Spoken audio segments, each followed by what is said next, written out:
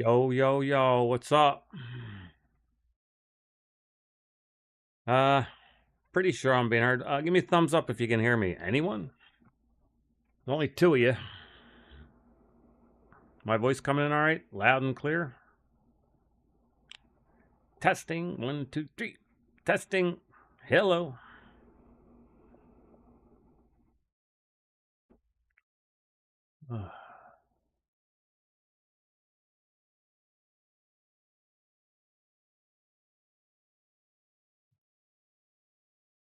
Wish I was back in Palm Springs.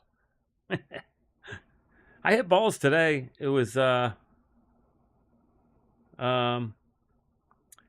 yeah. You know what, Terry? It's never too cold, man. No, I hit balls today. It was 37 degrees. And let me tell you something, man. I got the greatest range. I was in a t shirt. It was like hot. I mean, the sun was coming in. I want to advertise Valley View Golf in Newtown Square, PA is the warmest range in the winter on earth. I mean, it's unbelievable. It's like 37, and you can hit balls in a t shirt. That was great. Man, I figured out something great. Big time video coming up. uh, Yeah. So I mean, I'm hitting it great. Oh my god. Now the golf ball isn't going as far. That's for darn sure.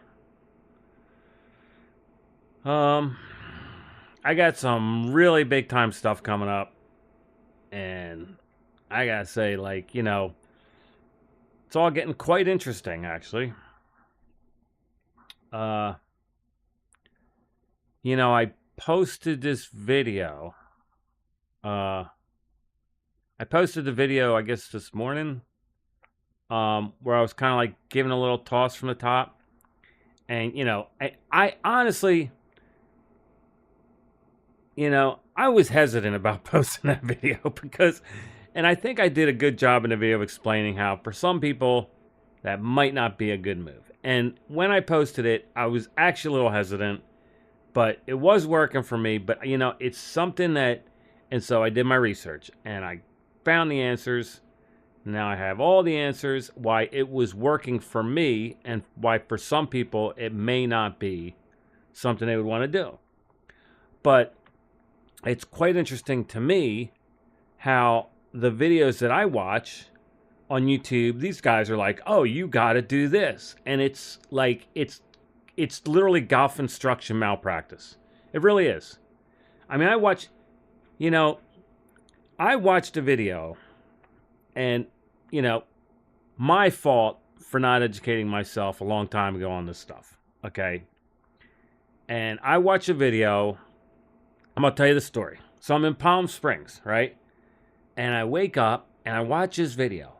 And this guy, he's like dressed up. He's like golf pro. He's got the TaylorMade signs behind him. He's at some, golf instruction studio with everything, all the machine, everything. He's like, and he does this video. And he's like, he does this video where he's like, "Oh yeah, you gotta, toss it from the top, right?"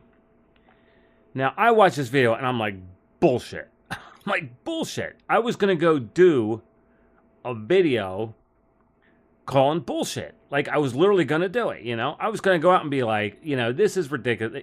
And then what happened was, I'm like, well, before I do that, I'm gonna give it one more try. So I went out to the field. I went out to the range in Palm Springs and I started doing it. And I started hitting it really good. And I started hitting it farther. And there was something to it. Like for me, it definitely helped. Okay. Now, and for a lot of people it can help. And I do agree with it. But the way that they phrase these videos of like, this is the way to do it. Like, dude, I mean, I don't know. The guy looked like he might have been 30 years old. Like, that's insane. You can't just be telling everyone in the world you have to throw the club from the top, And I kind of explained that in the video that for some people, first you got to get lag. So I did my research. I looked it up. I knew exactly where to go, right? Dr. Steve Nesbitt, who works for Michael Jacobs, 3D Golf, wrote a whole book on all this stuff.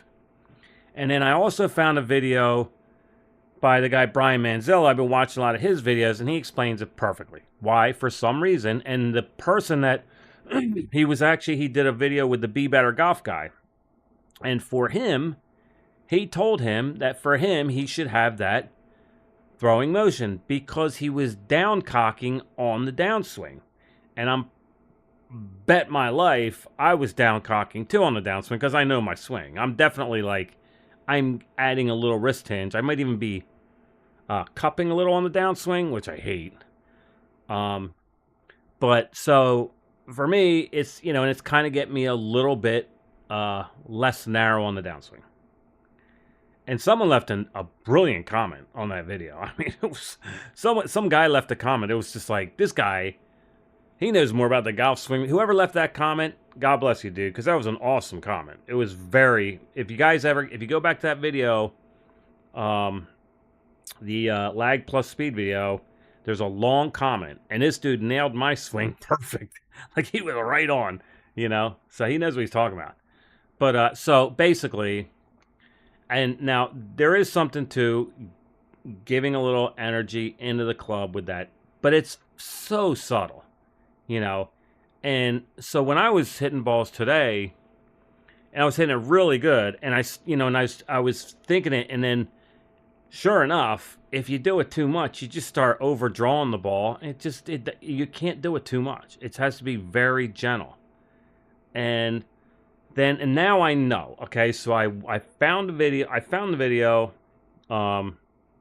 It's Dr. Steve Nesbitt, excuse me, with Michael Jacobs. And in the video, he explains the science of the golf swing. And it makes perfect sense to me now. And I am going to do many videos on explaining exactly what should be done. And I have an unbelievable analogy to compare to actually what the golf swing is. Because now it's like a light bulb in my head. Like, I know exactly what we're trying to do with a golf club. And it's different for everyone. Everyone applies different forces, but they have to be darn close to correct. And to get lag, and and so I guess, when Manzilla was talking to this guy, he's very against this, like, float loading, down cocking stuff, which you did see on a lot of swings where guys would hinge a little more on the downswing. So that's another case. Like, even Brian Manzilla's like, like, he might be wrong. Like, who knows? Like, you can't, if someone does really well with a slight down cock on the downswing, I don't know. So, but, so I thought I'd put this video up. I think I got 6 people on it. You guys be interested in watching this video? It might get a little dry, a little boring. I already watched it, so you let me know. I have the video queued up. If you want to ask me some questions, if you have any questions about anything, I have some amazing stuff coming up. Let me tell you something. So this whole thing, I can describe it in perfect detail, how we want to apply forces to the club. I'm going to do a video on, it's like why you want to watch it, Terry? Okay. Why the longest hitters hit it the way they do it. And there's something, something really interesting that I described in the previous video about pulling up with the left arm or the forward arm. Okay, Super Nick, I will. But, this pulling up with the arm, and it's really funny. That video I posted, I guess it was a short one on TikTok, where I'm pulling up with the left arm, and the guy goes, "Oh, well, you top it." Well, guess what? If I got my right arm on the club and I pull with my left, what happens to the club head? It goes down. So this guy's like, "Oh, you pull up, you'll top it." I would say pulling up keeps you from topping it. And I'm going to do a whole video on that and explain that. But you guys look like you want to watch it, so I'll put it on. It's Dr. Steve Nesbitt and Michael Jacobs. And let's watch it. It's very interesting. Let me know if it gets too dry, just if it's too much. But here we go. Let me see, hang on. Gotta get the... Right there. Here we go. Boom. And boom. Oh, gotta get rid of get rid of this. All right. So I'm gonna turn.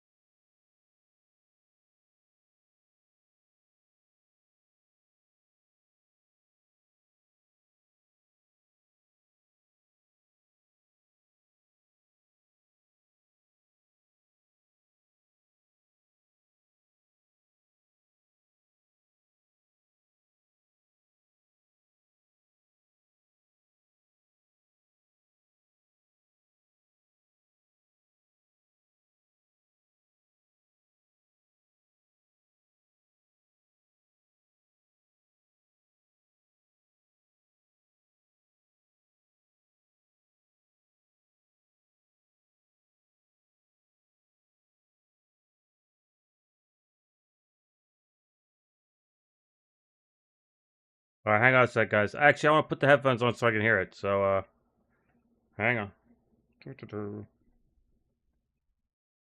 You can hear me now, right? One sec.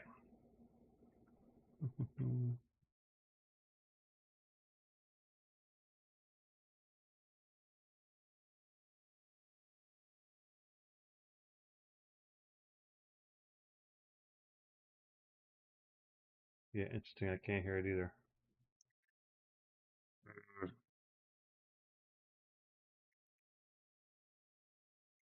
Hang on, I'll get it.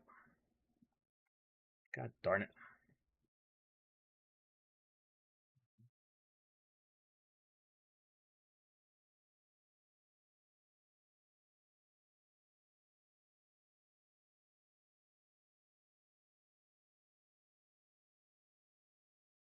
How about now? Can you guys hear it now? I can't hear it.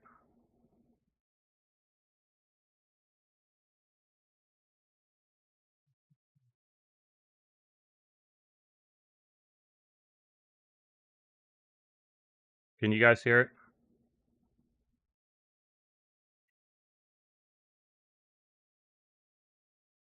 Hang on, sorry about this. Okay, hang on one sec. I got it. Hang on.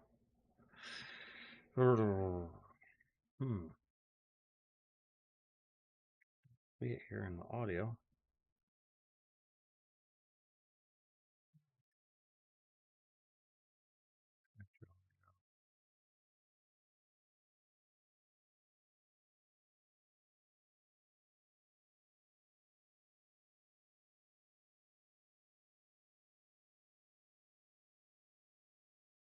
Okay.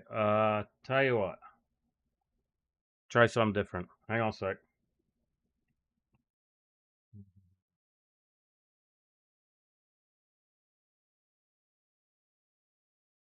Darn it.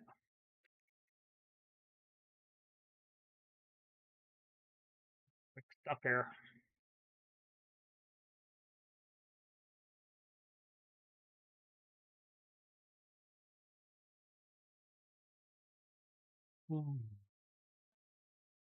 It might be that app's not. Wait, some show I run, huh? Holy cow. Where is it now?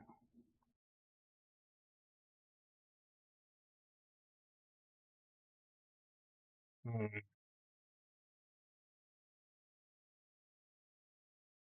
But anyway, like I was saying, man, by the way, this guy Michael Jacobs, he's the guy who got Podrick Harrington hitting it farther than like ever at age 53. He also, I think he teaches Nelly Corda. I think he was rated like number one instructor.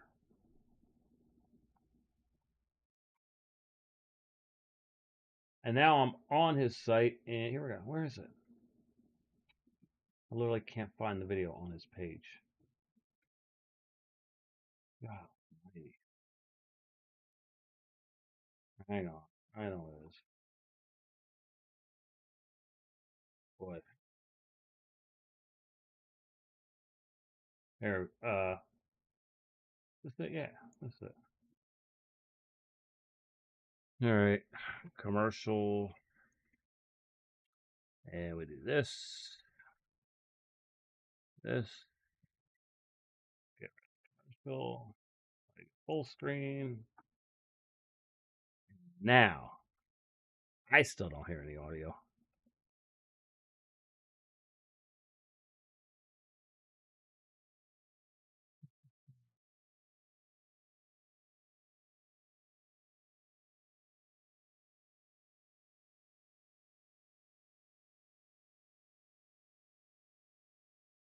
Okay, I think you guys heard that, right? Yes, Super. Thank you, Super Nuker. Technical difficulties. Please stand by. I think it was going though.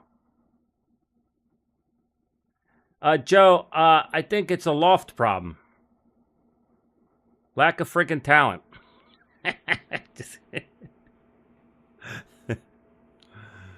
Send me your swing, Joe. I'll tell you later. Hang on, let's get this going. Hang on a second, Joe. Man, you know why you're hitting your woods on the heel? Because your club's too close to the ball. Hang on, Joe. All right, you guys, let me know if you can hear this, okay? Because I think it's working.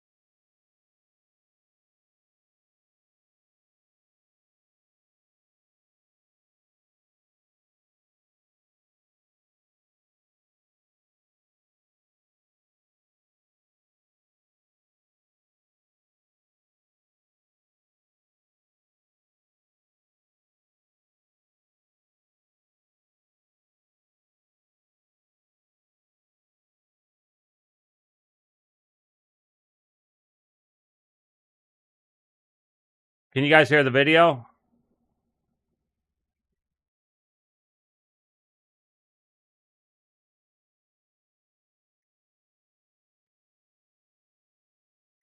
Okay, can you guys hear the video at all when I'm playing it? Because I can hear it in my headphones. And it's showing that it should be broadcasting the video. God darn it. Ah. Hang on. God darn it. Let's see. Try.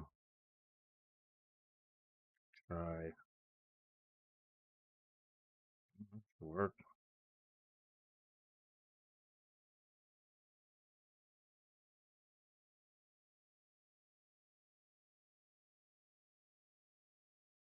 Desktop audio.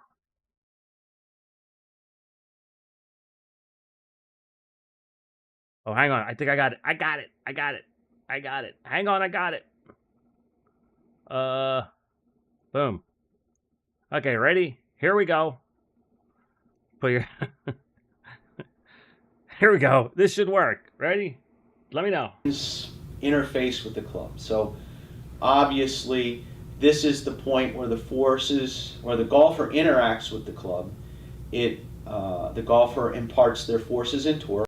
Are you guys hearing it now? Can you hear it? Give me. You got to be hearing it now, right?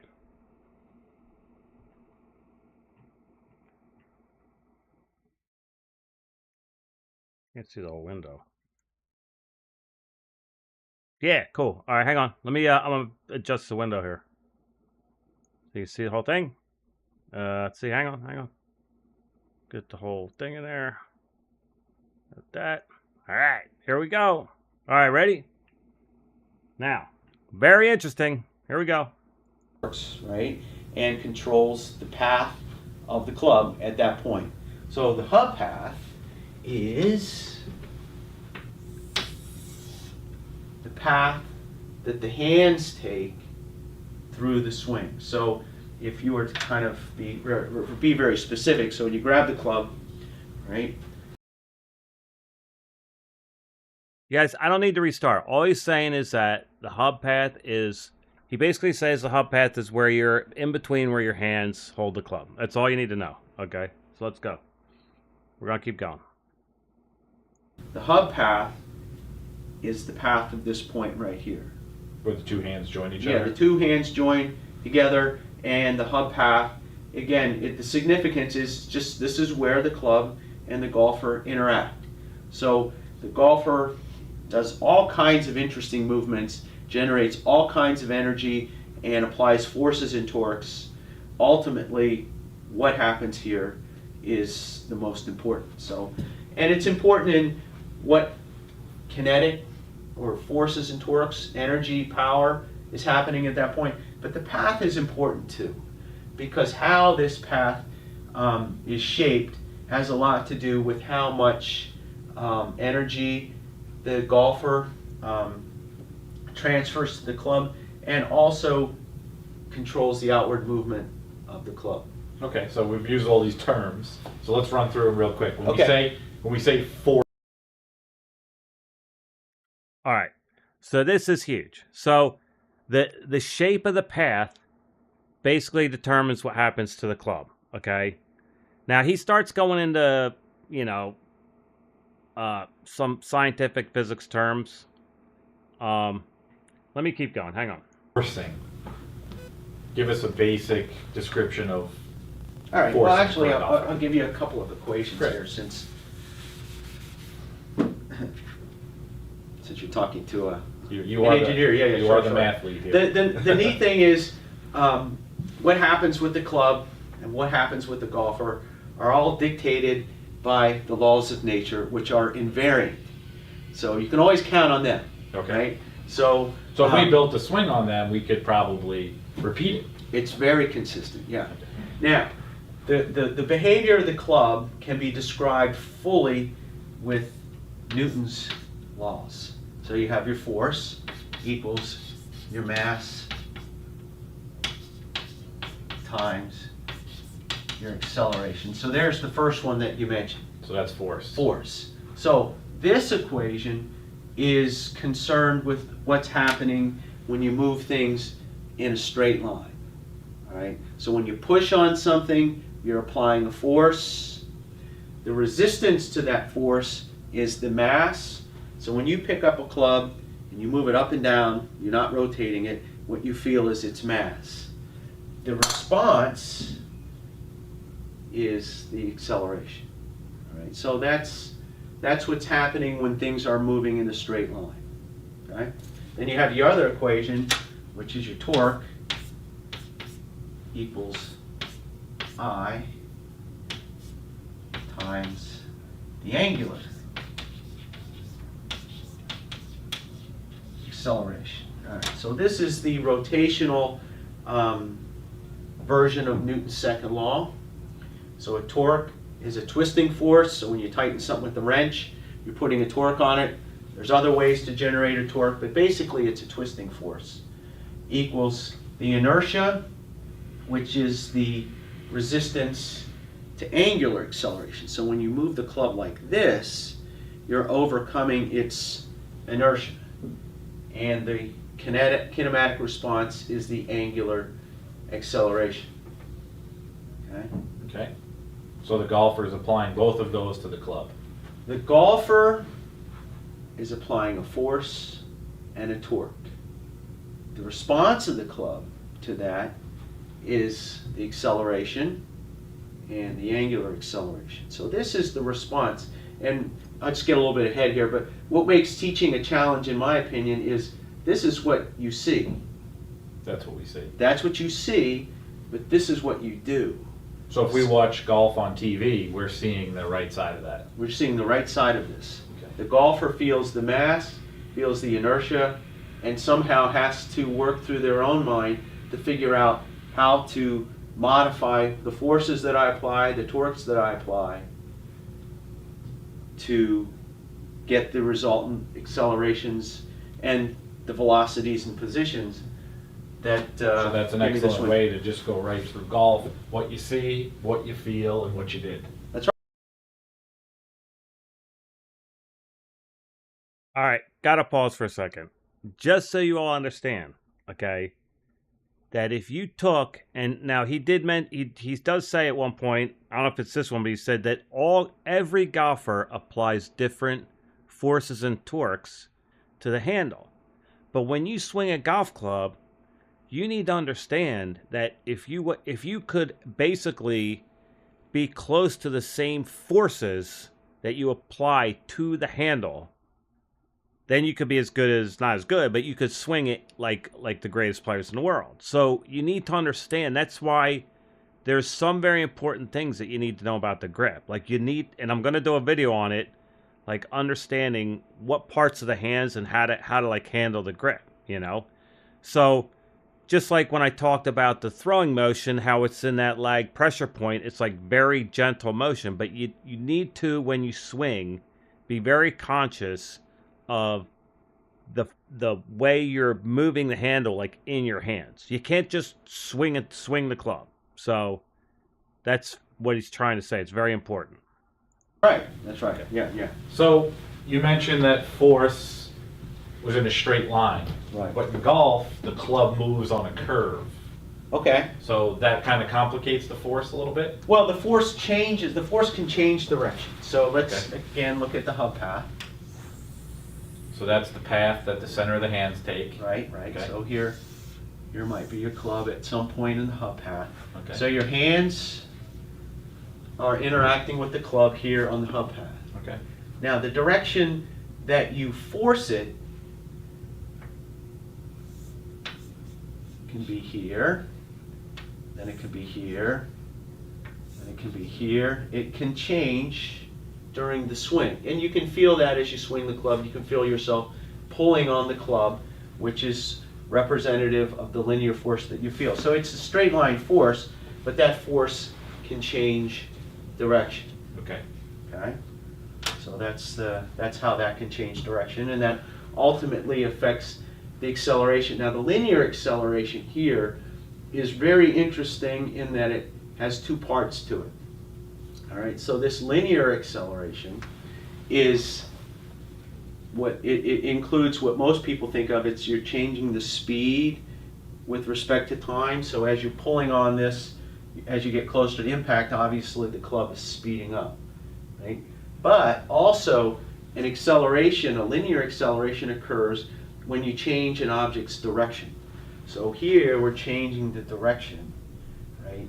And that change of direction requires a force, and that gives you what's called your normal acceleration. So when you're driving your car around a curve, you feel a force.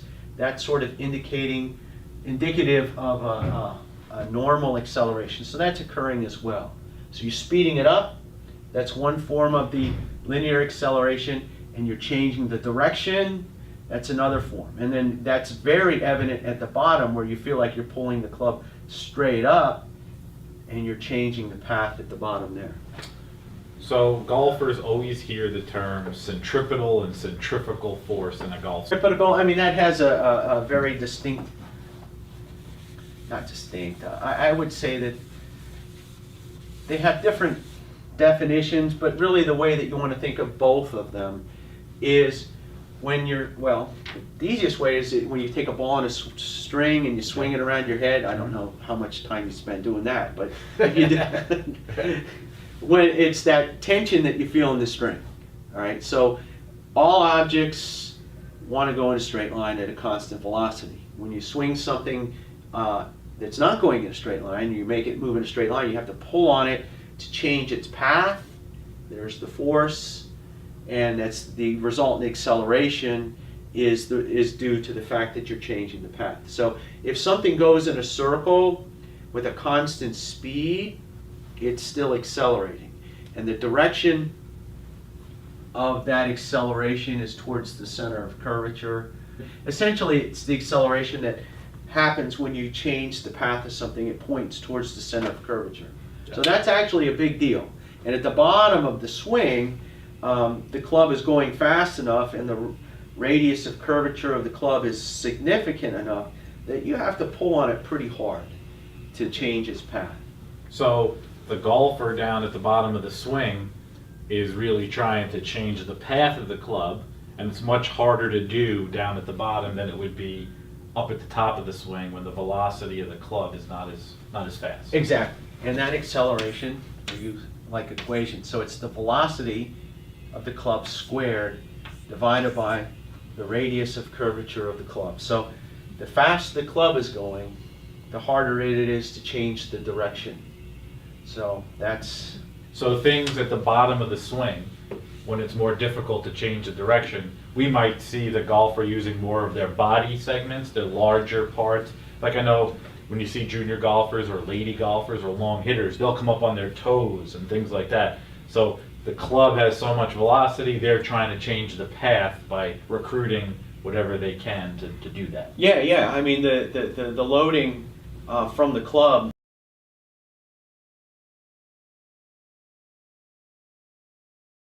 No, Terry, actually, it's very simple.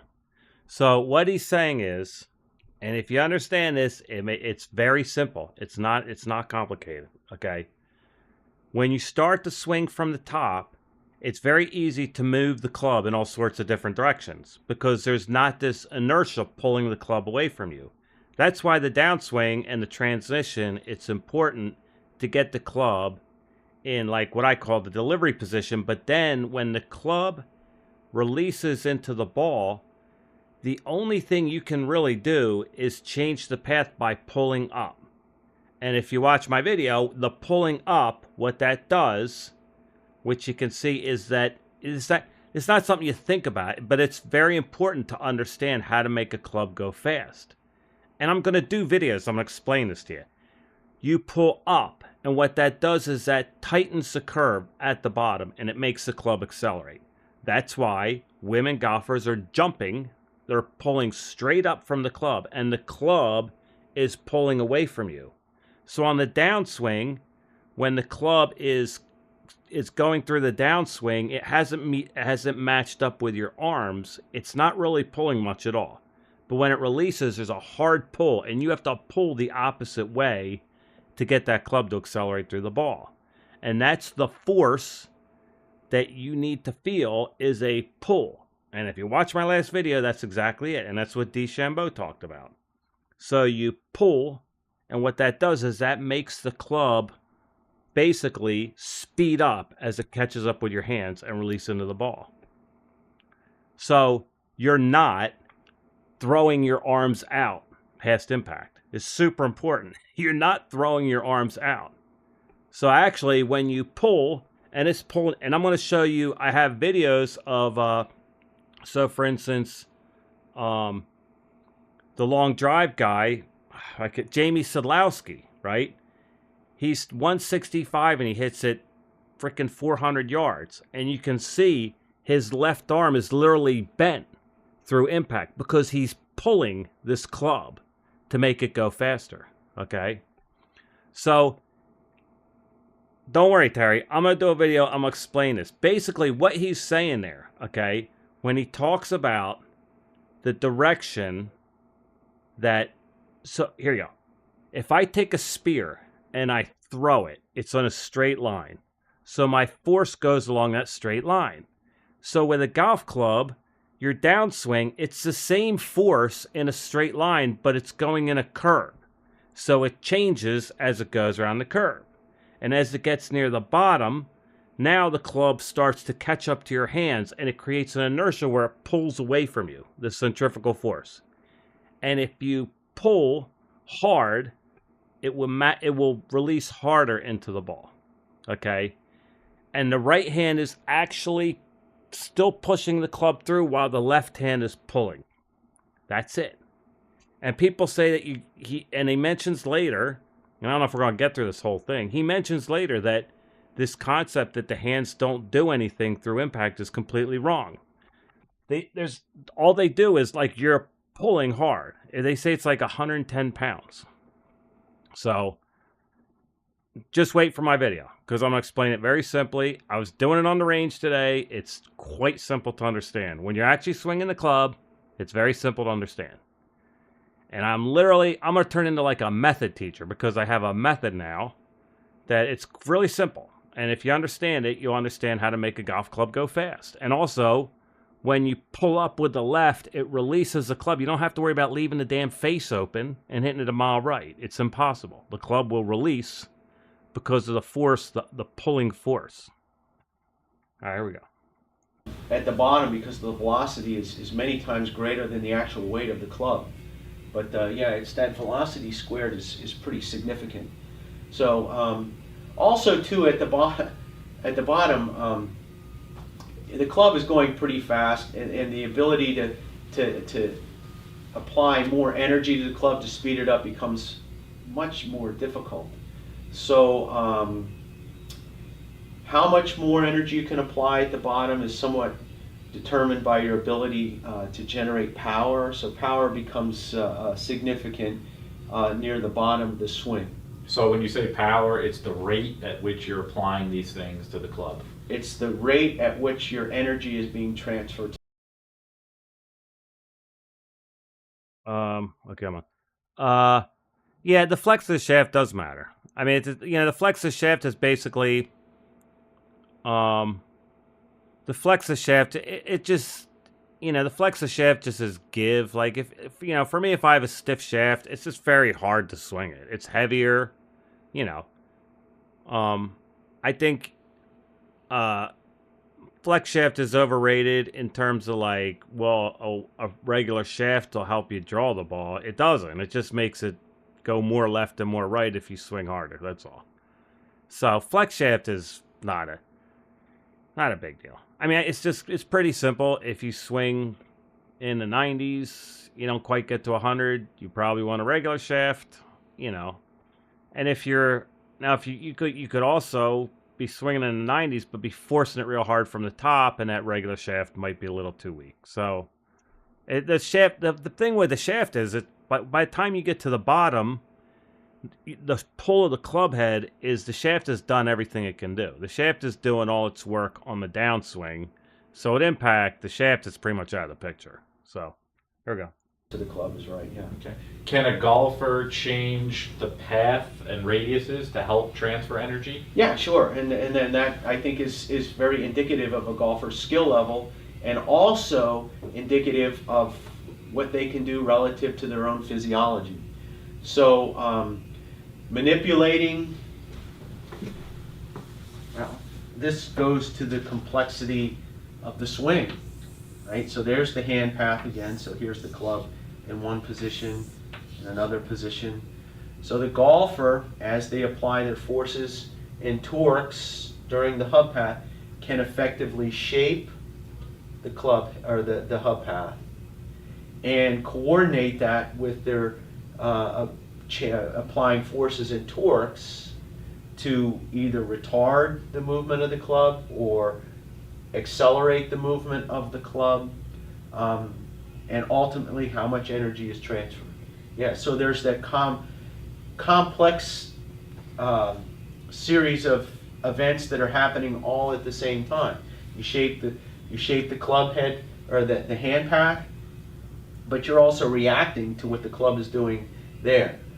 And then how you're applying your torques and forces and the timing of that determines quite a bit where this ends up. So like you said originally, it's never one thing. No. We'd like.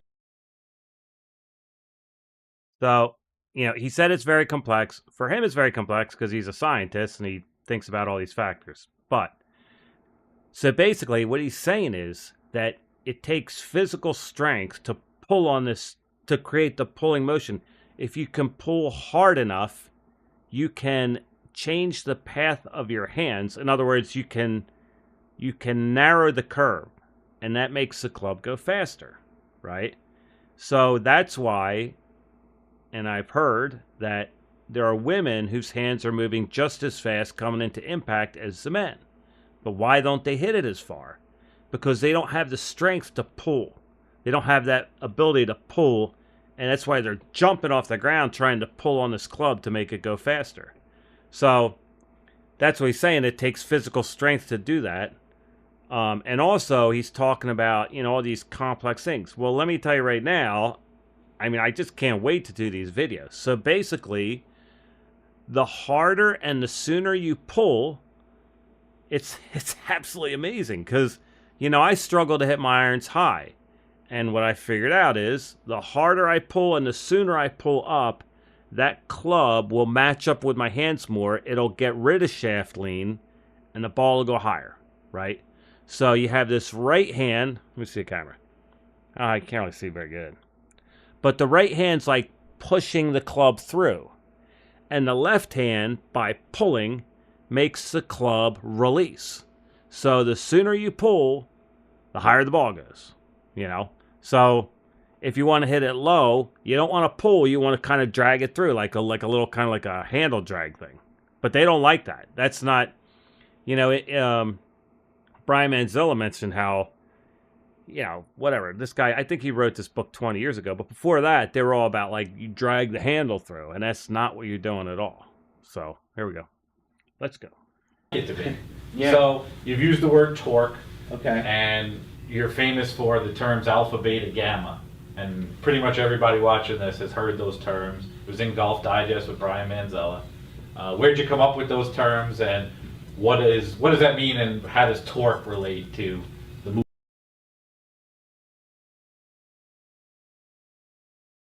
All right, I'm going to skip past the alphabet. I'm going to skip forward a little.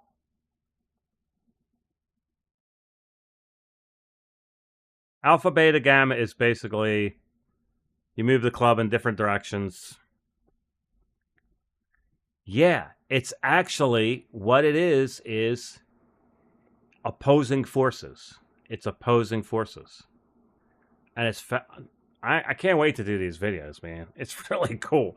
Like, I can literally, and it's so funny because I always thought of, the release was like something that just happened naturally. And it kind of does. And he explains this later. How, the club head will eventually catch up with your hands because of the shape of the hand path. But it's not, you can help the club release by the forces that you apply to the handle. And yes, it's a full. So what, my video, which is perfect, the right hand is like throwing. And when you get near impact, the left pulls and it goes wham and it hits the ball.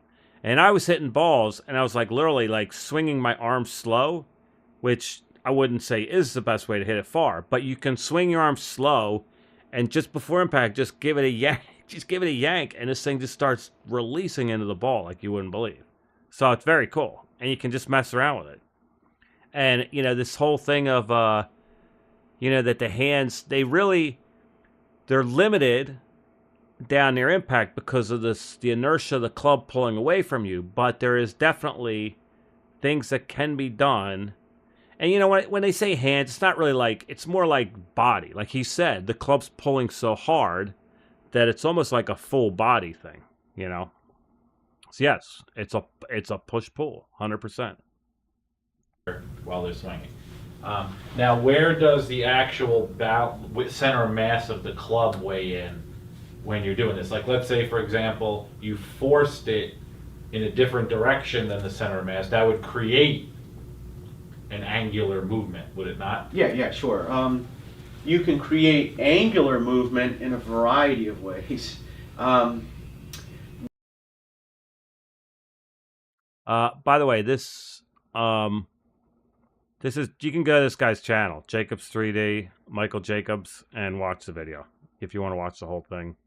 I'm trying to skip through it. I already watched it, and it's kind of like tough for me to watch the whole thing again. I got the gist of it pretty well. One certainly is to apply the torque with the wrist, so you can torque it this way. You can torque it by moving the hands and sort of pushing them in opposite directions. That's another way. If you pull the club, so let's say you're pulling the club like this, the center of the mass of the club, the balance point is about here.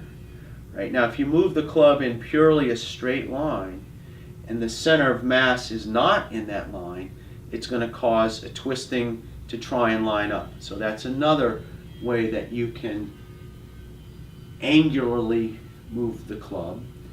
When you move your hands out and down for your hub path, you can actually get the club to move without applying any torque.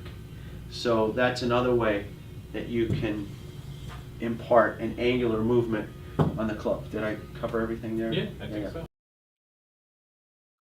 So, like I said, when I do a video, I'm going to explain to you also, if you're at the top and you're pulling hard, because the center mass is away from your hands, and you pull down, it's going to make the club cast. Okay? So it's very important at the top that you understand the force. Okay? And all these knuckleheads out there who are like, no, you don't hold off the club, you don't hold the lag, are full of crap. And I know I just did this video with the slight tossing, but that's for me. But for someone who casts a club, you need to understand that you need to basically put a pause on any type of throwing motion in the hand as you bring this club down into the downswing. So he literally says it later on in the video. You got to turn that off on at the top of the swing. And it's also, you know, you have to understand the path. There's a guy on YouTube. It's called like Overhand Golf.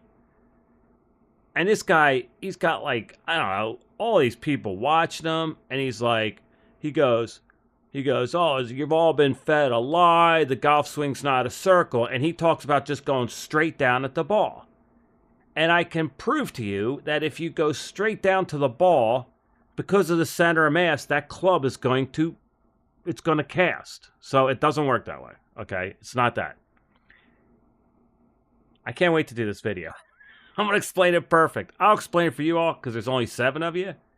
Here you go. Are you ready to have your minds blown? It's ready to have your minds blown, okay? The closest thing to the downswing is, and he explained it, it's throwing a spear, okay? If you take a spear and you're throwing it in a line, but you're throwing along the length of the spear, right? So the force is along the length of the spear.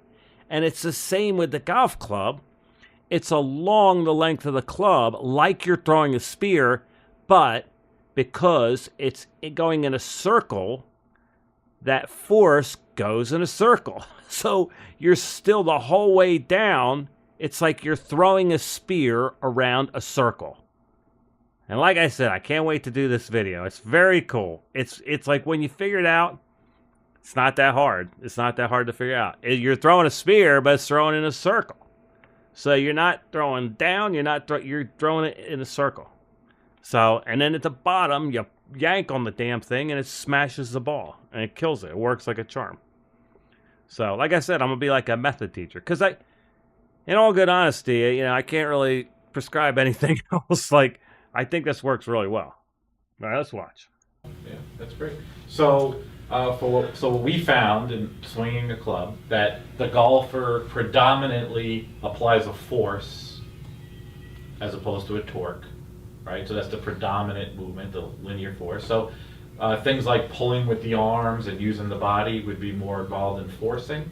Yeah, I mean, just, you know, physiologically, being able to apply, a human can apply more force than they can the torques. The torques are limited somewhat by the strength of the wrists, which are obviously not quite as strong as the strength of the arms. So the arms more or less dictate how much force you can apply, where the wrists more or less limit the amount of torque that you can apply.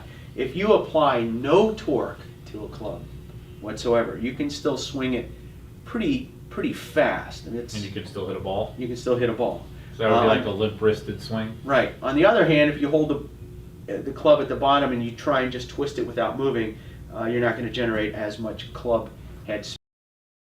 So very interesting. So he talked about you don't have to, if you didn't apply any torques, you can swing a club fast, and that's the limp wristed swing.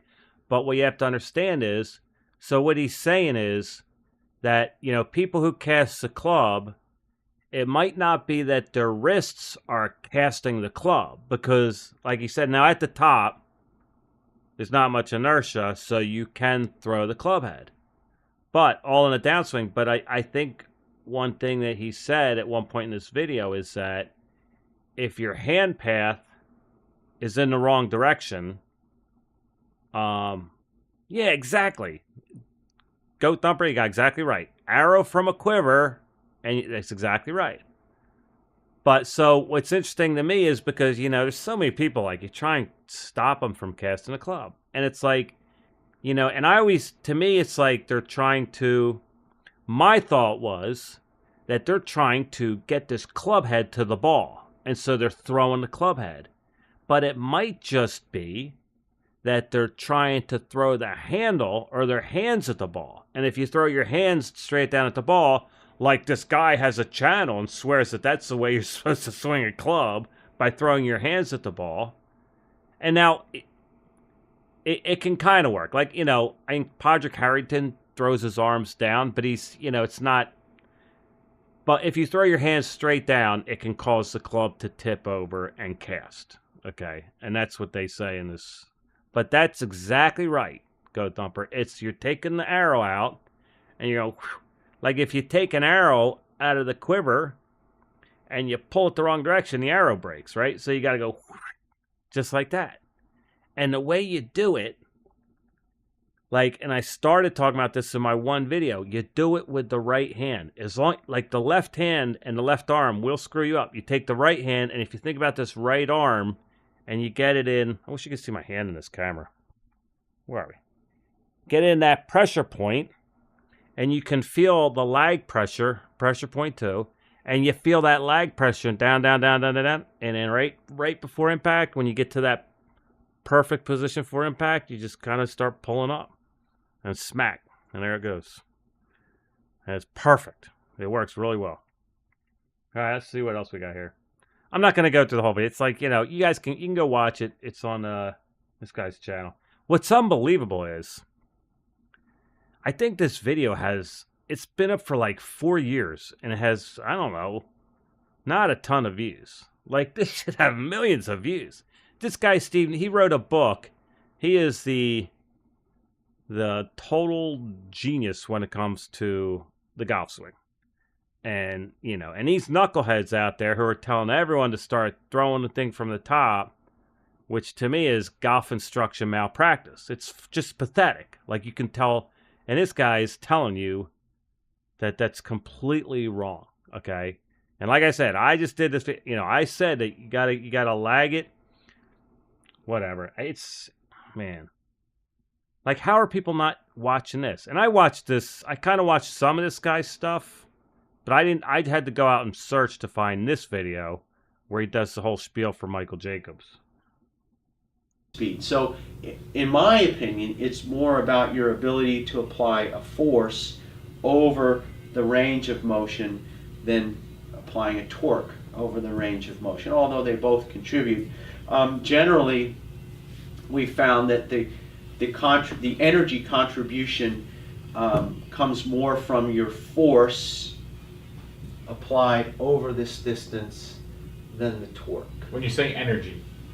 Yeah, sure. Because it is really all about energy. All right, so keep drawing this here. So there's the hub path again. And this hub path you're drawing is the down from the top of the back swing to impact. Right. That's our area of interest. Right, sure. So this movement of the hands and the angular movement of the club during the downswing represents your range of motion. How far are you moving the club angularly? How far are you moving the club linearly? So your energy is equal to a combination of the force times the linear distance plus the torques times the angular distance. And each one of these has 3 parts to it. Okay. Okay? But the main ones are pretty easy to see. So the main force would be around here. The main torque would be the alpha, the swing torque. The other components contribute. Now, the mechanics definition of energy in this context is the force times the distance. Okay? So that's one component of the energy, and ultimately this energy gets converted into kinetic energy. And that kinetic energy of the the club head is what ultimately gets transferred to the ball. And then it also comes from the torque over the angular distance times the angular distance. So both of those contribute to the energy. This, most of the time, is about 2/3 of the energy. This is about 1/3 of the energy. And because they're equal contributors within each grouping, this explains why somebody who's big and strong doesn't necessarily have an advantage over somebody who's not. Because, say, somebody can generate only half of the force, somebody bigger than them. Well, it's how they can apply it over this distance, right? So peak force, the ability, somebody's strength is not a good indicator, but what's a better indicator is how they can apply that force over the whole range of motion. Okay? Same thing with the torque. So peak torque, it's important that you can generate torque, but it's more important that you can generate the torque over the entire angular displacement of the club.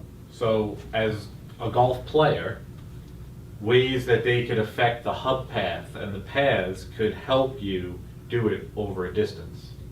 Oh, absolutely. Yeah, sure. So,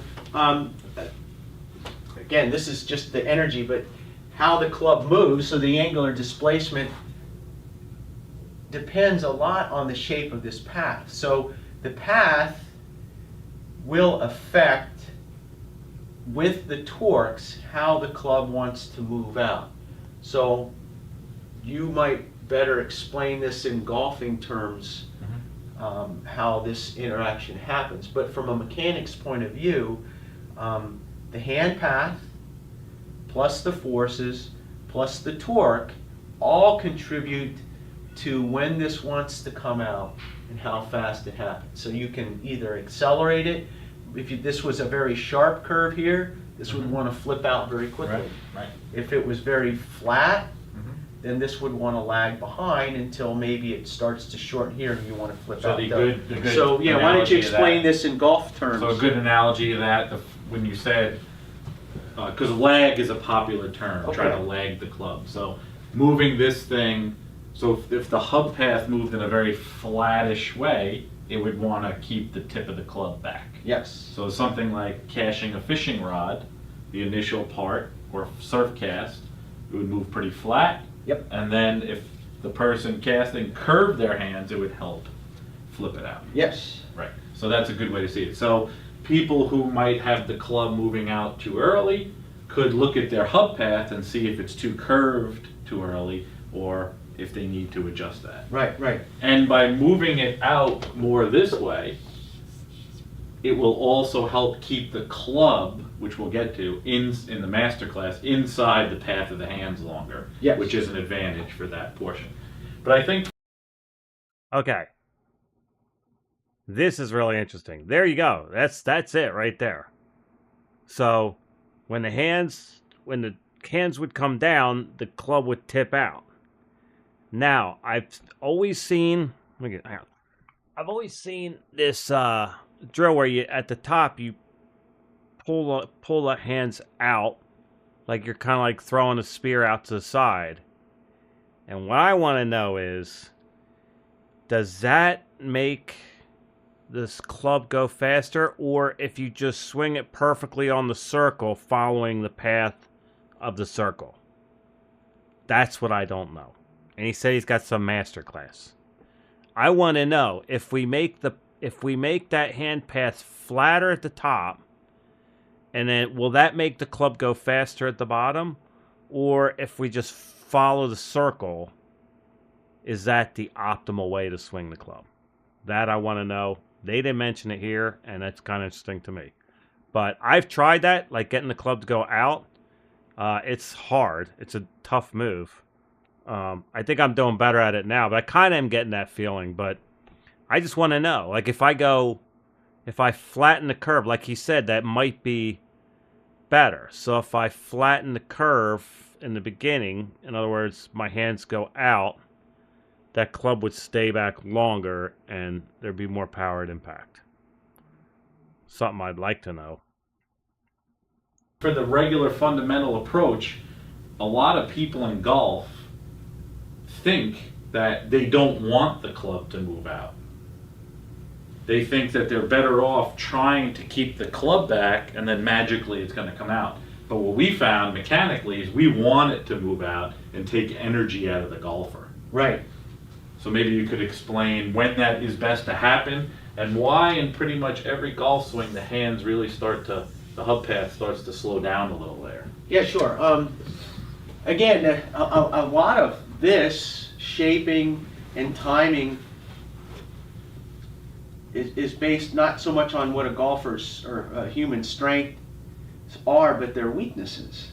So since the torques generated by the wrists are somewhat limited, and the speed at which a force can be applied is limited, the power is limited, there's other ways in which the body will compensate to move the club out. And shaping of the hand path is a huge one.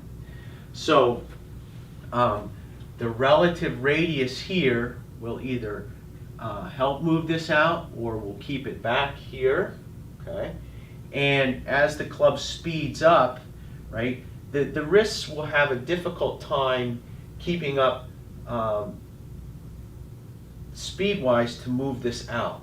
So oftentimes a golfer will start to shorten the hand path here. When you say shorten, pull up. Pull up, shorten the radius. We'll get to that when we get to Right, some right. curvature. And that will help move the club out so it ultimately lines up here. And more significantly will help transfer more of the energy to the club.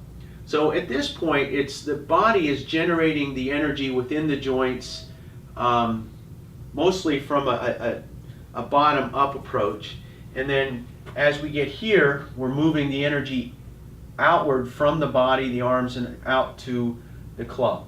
So how this shapes, or the shape that this thing takes, will have a big effect. Now, were some of the specifics you wanted me to mention? Yeah, so this is a key spot because it's often talked about in a swing, because this is an important area where the golfer might have their last moments to influence the club, because it happens so fast. Right.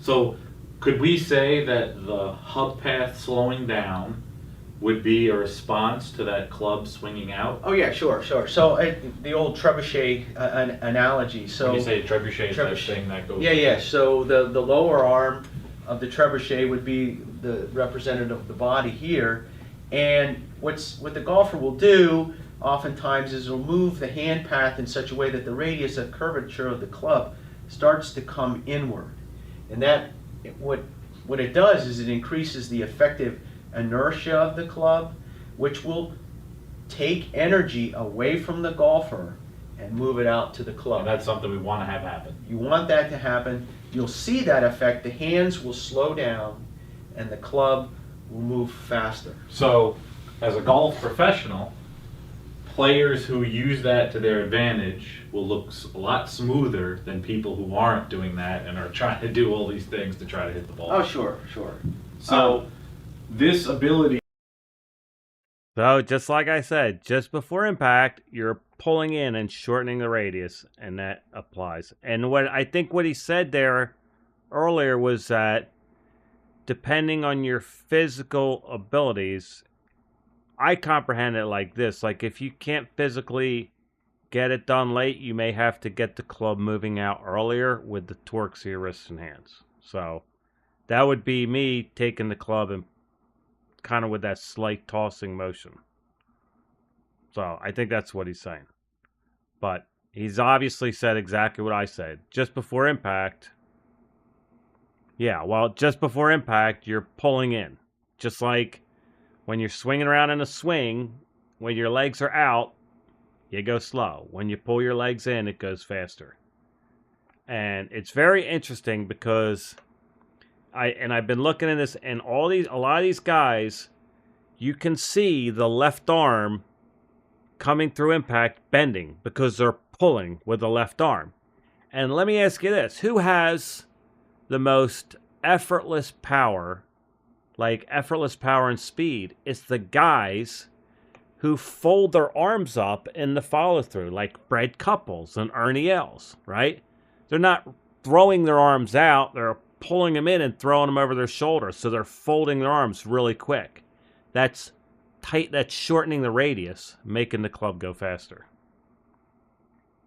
Here, and now we'll get into the center of curvature and more about the hub path. Okay. But so this ability here to change the path of the hub and what the club is rotating around, can that help the golfer put energy into the club? Oh, it's critical into transferring the energy to the club. Might certainly. that be all the golfer has left at that point in the swing to do? Yeah, and there is no more or almost no torque work.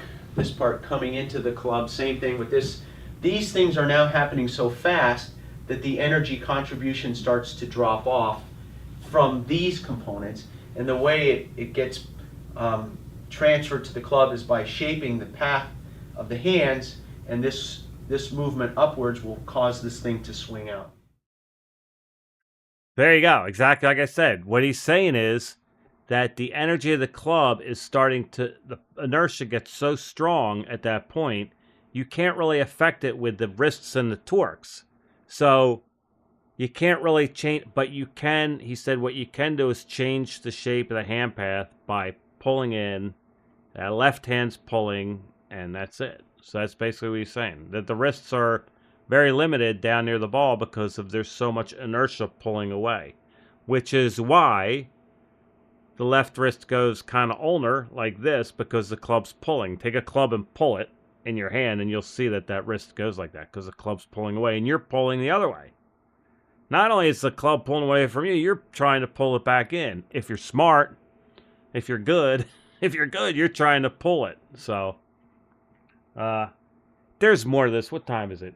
Yeah, I'm done. So, I didn't get to all of it, but you guys can go watch it. It's Jacobs 3D.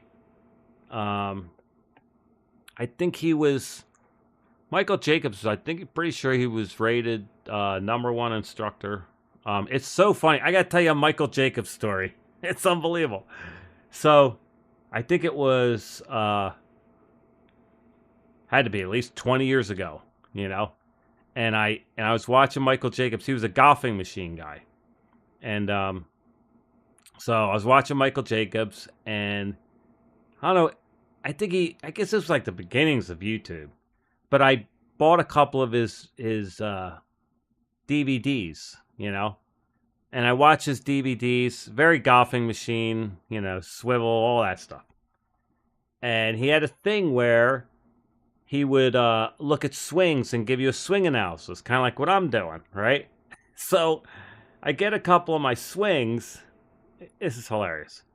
I get a couple of my swings, and I film them from the caddy view, like facing me, and I film it from behind, and I send him the swings, and he starts telling me that the angles were off. I'm like, dude, I don't need, like, you know, just give me something, dude. You gave me nothing. He's like, well, it's not quite exactly. And then he starts telling me, like, where exactly the camera should be. I'm like, dude, I don't need, like, you know, give me something. I sent you the damn videos. And he gives me, but, yeah, I was watching this guy. It was at least 20 years ago. He started off as a golfing machine guy. I think he said, one of his videos, he said he got lessons from who at the time was considered the greatest instructor in the country. It was probably Ben Doyle. But, yeah, a real golfing machine guy, and then he did all this stuff. Anyway, that's it. So the videos will be coming out, and I'll explain to you real easy how to understand this stuff and how to implement it in your swing, because that's obviously the most important thing. But I'm telling you, this clears up so much. And there's 6 people watching, And the rest of the world, you're all out of luck because you're going to watch these bozos who are telling you, just throw it and all this stuff. And it's like, I mean, God bless DeChambeau, because DeChambeau did a great video. Yeah, DeChambeau did do that video where he talked about it. He's like, yeah, I'm pulling, and, and that's how you release a club. And, yeah, there's people who are telling you this stuff, but I'm going to explain it in a way that's, really easy to understand. All right, everyone, take it easy. See you around. Like, subscribe, comment. All right, guys, take it easy.